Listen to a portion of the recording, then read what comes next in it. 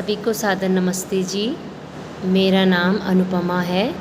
मैं उत्तराखंड देहरादून से हूँ। मैं कथक नृत्य अध्यापिका हूँ द ओएसिस स्कूल में। मैं लाकरोड़ा आई थी अक्टूबर माह में और उसी के बाद से मैंने कक्षाएं लेनी प्रारंभ करी।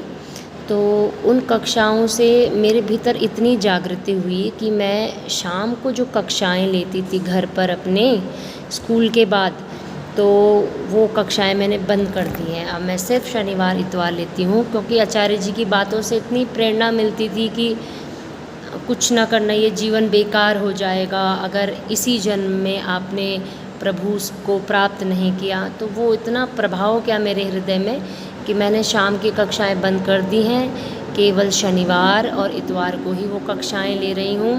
अब 5 बजे के बाद मैं अपने आप को समय दे पा रही हूँ, नहीं तो मैं इतना व्यस्त रहती थी, समय ही नहीं था मेरे पास।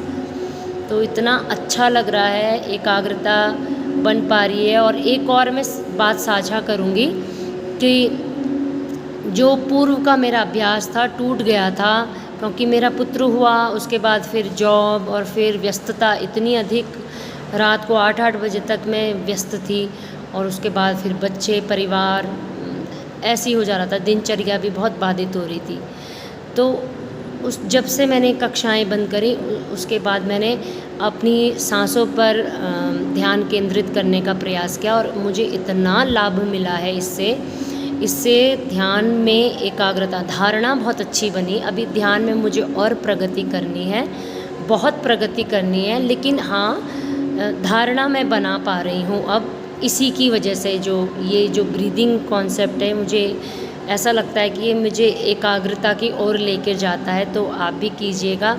और आचार्य जी के लिए मैं ईश्वर से प्रार्थना करूंगी कि वह सदा स्वस्थ रहें और ऐसे ही लोगों को जागरूक करते रहें, और ईश्वर उनको इसी जन्म में जो वो चाहते हैं, मोक्ष मार्ग में आगे आना चाहते हैं, मोक्ष प्राप्ति चाहते हैं, वो उनको प्राप्त हो, ऐसी मैं ईश्वर से कामना करती हूँ। और सभी के लिए प्रार्थना करती हूँ कि आप सब के सब इस प्रभु की दी हुई शांति और प्रभु से जो आनंद प्राप्त होता है, इस आनंद को आप अवश्य प्राप्त करें।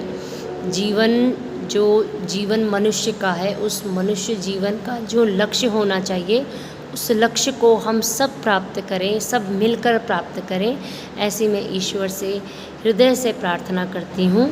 आप सभी को सादर नमस्ते। आचार्य जी, आपको बहुत बहुत धन्यवाद।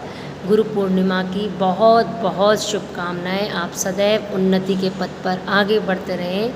प्रभु आपका सदैव सदैव कल्याण करें। ओम।